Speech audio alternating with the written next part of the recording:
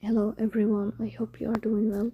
Today we'll talk about how to fix or how to solve the problem of you don't have permission to access on Temu app. You click on settings.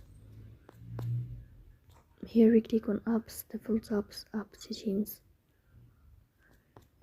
In this list you will search about the application of Temu. Here we click on first stop and we click OK. Then we'll enter to storage.